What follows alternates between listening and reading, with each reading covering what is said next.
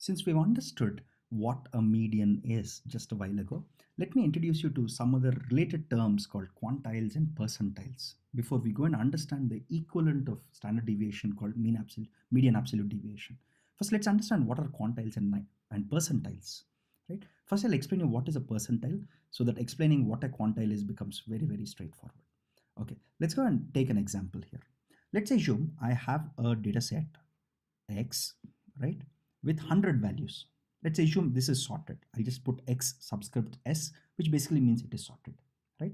Suppose if I have 100 values here, okay, so my n equals to 100. Now, given 100 values, there will be a value at the first index, second index, third index, fourth index, so on and so forth at the 100th index, right? Because there are 100 values here. What will be the median? So median of X is, since we already have the sorted value, we take the 50th value corresponding to the 50th index, and we take the value corresponding to the 51st index, right? So let's assume we have some values x1 and x2 here, okay? We take the average or the mean of x1 comma x2 as the median, right? As the median of x. So if you think about it, what we have just done is a very, very simple idea. So I'll just erase this. Okay. So what we have done is we have taken the 50th percentile. So we have taken the 50th value in a sorted list of 100 values. So if you pick the 50th value, it's called the 50th percentile value. This is not percentage. This is percentile. Percentile basically says, where do you lie in the sorted list? If you lie at the 50th rank, right? Suppose I sort all of them. Since there are 100 objects, since I've sorted them, I can think of them like a rank, right? If the value that is at the 50th position is called the 50th percentile value of X, right? So let's assume this array is X itself. Let's assume this is an array, not a set, okay? Let's assume this is an array, right? And these are the indices.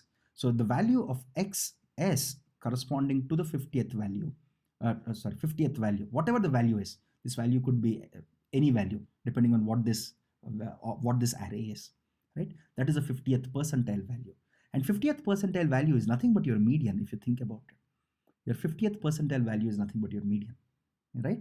Similarly, what is 10th percentile value? What is 10th percentile value mean, right? 10th percentile value is nothing but in the sorted array you pick the 10th value, right, corresponding to the 10th index. What does the 10th percentile value tell you? It tells you that about 10% of points are roughly less than this value, right? And about 90% of points are greater than this value. That's what the percentile value is telling you. The percentile value is telling you what percentage of points are less than this value and what percentage are greater than this value, right? That's what a percentile is. So we call the 25th percentile, so the 50th percentile, we call it a median, right? The 25th percentile, 50th percentile, and 75th percentile are called quantiles. And the 100th, of course, and the 100th percentile. Quantile, basically median is basically the half. Quanta basically means you're basically breaking into 4 regions. The 25th percentile value will tell you that 25% of all your observations are less than this value. 50th percentile value is nothing but median, which means 50% of values are less than this and 50% of values are more than this, right? So here 25% of values are less than this and 75% of values are greater than this, and so on and so forth, right? So quantile is just a term. So if somebody tells me what is the third quantile is nothing but the 75th percentile. The second quantile is nothing but the mean. The first quantile is nothing but the 25th percentile, and the fourth quantile is nothing but the maximum value, right? So a related terminology. So let's look at some quantiles here. Okay.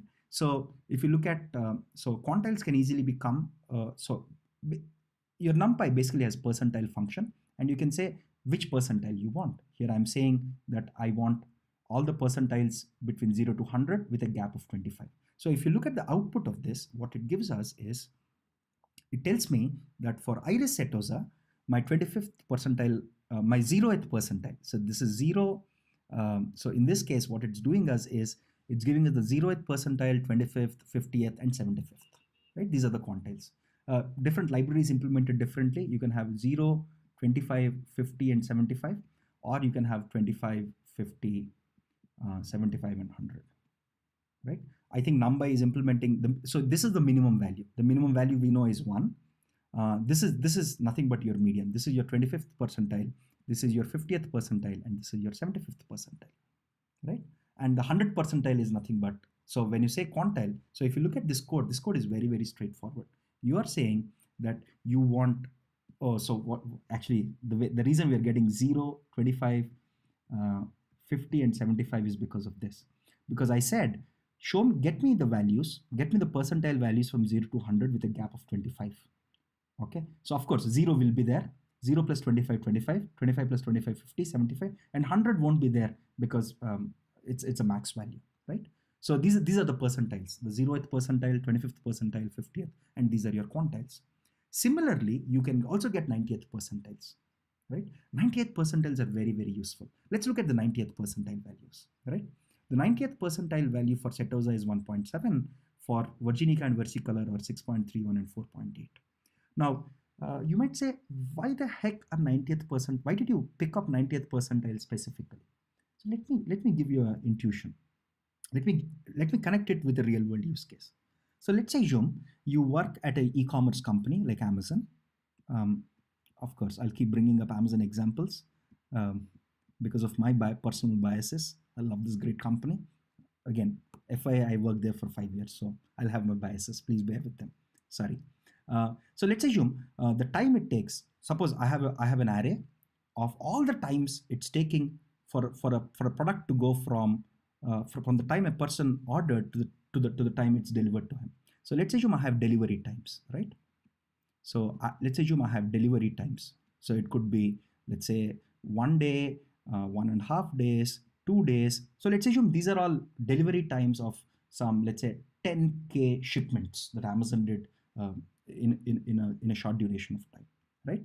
Now I want to ask, here in problems like this, 95th percentile and 99th percentile are important. Let's understand why.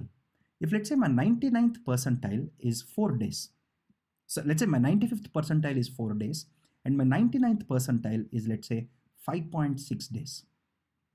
These two numbers will tell me a lot about customer satisfaction. Let's understand why. What this is telling me is that 99% of orders were delivered within 5.6 days from the time of placing the order to the time it was delivered to the customer, right? And that is good because 99% of your customers got it within 5.5 days. Of course, there are 1% of users or customers who placed order who didn't reach it who didn't get their placement in 5.6 days. And now your question, if you're managing this supply chain, if you're responsible for delivering orders on time, you would say, okay, 1%, I need to double down and reduce this number, right? So if your 95th percentile is 4 days, you know that there are 5% of customers who are still not getting their product within 4 days.